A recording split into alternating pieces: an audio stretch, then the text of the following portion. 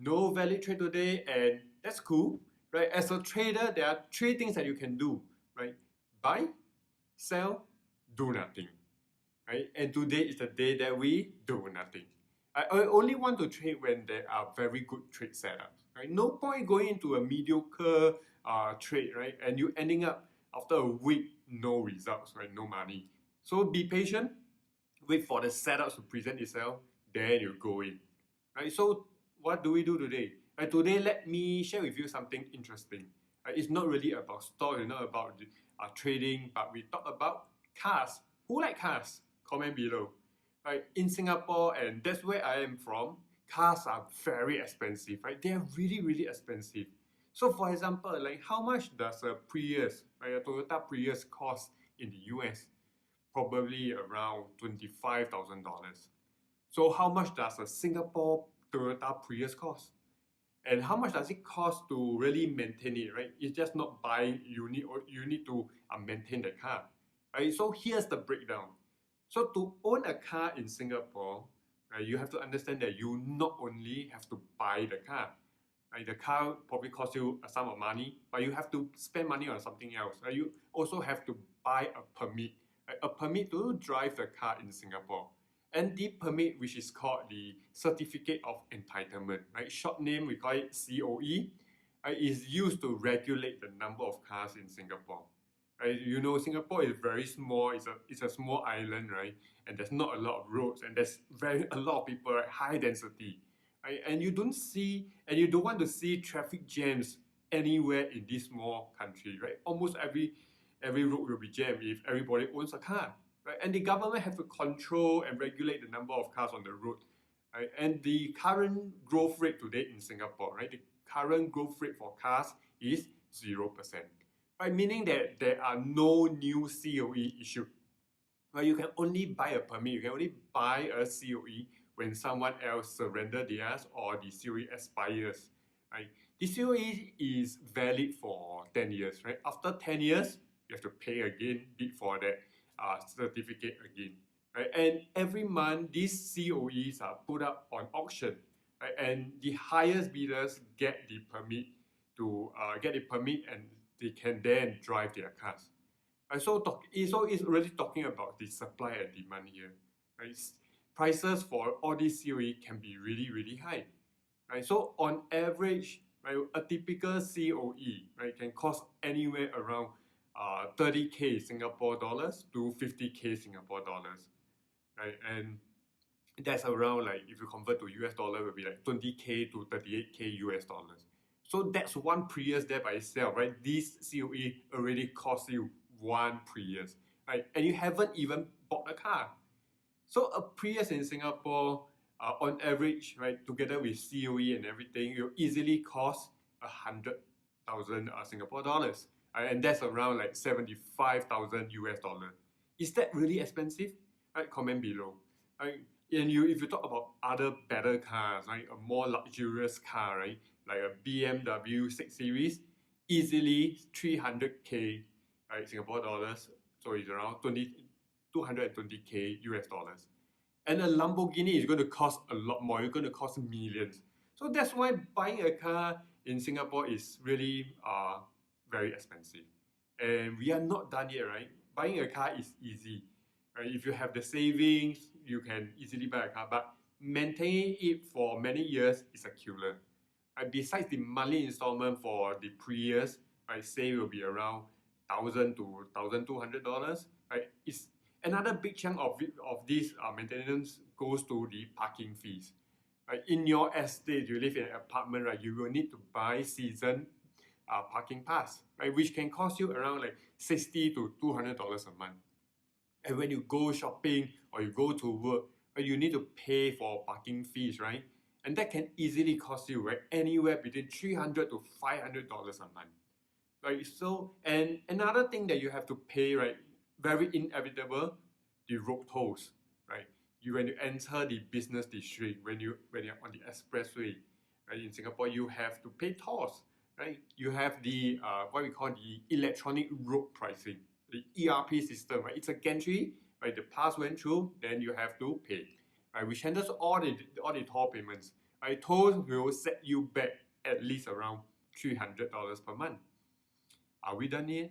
No. You have forgotten about your fuel or your gas for your car. Fuel is not cheap either. You probably pay like $500 a month just for fuel. Can you feel it now? It's like there's so many things that you have to pay for. And the more we look into the expenses, the more we look into the maintenance, it's less attractive to own a car in Singapore.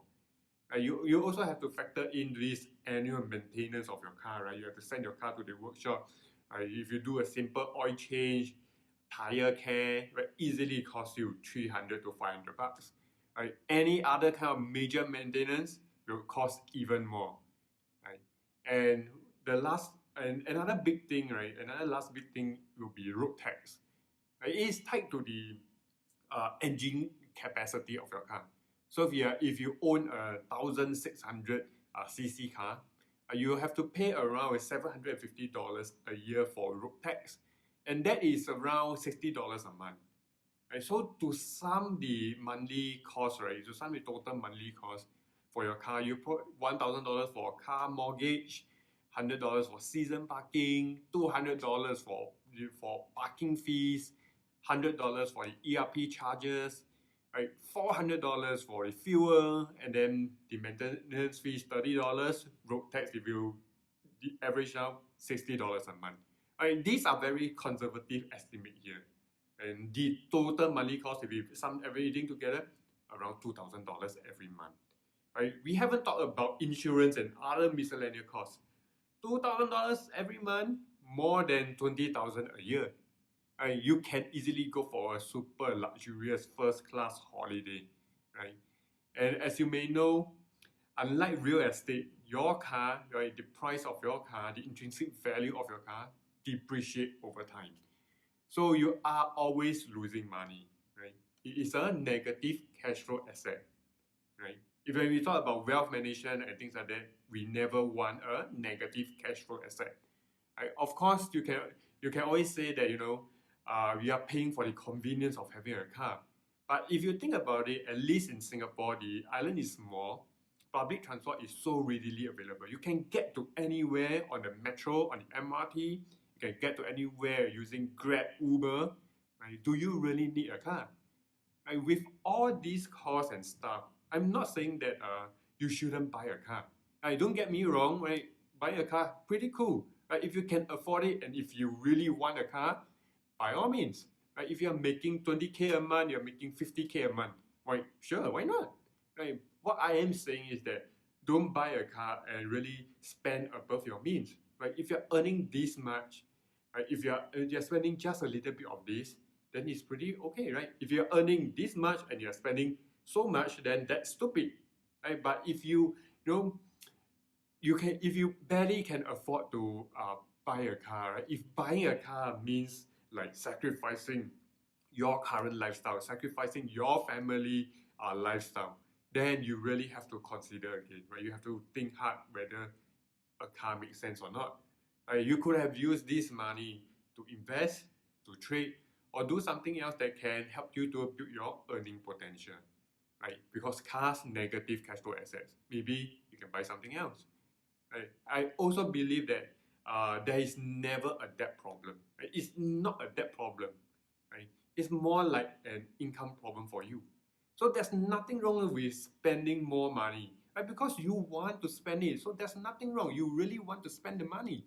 But the problem is that your ability to make money is not as good as what you have been spending, The real problem lies with the ability to make money.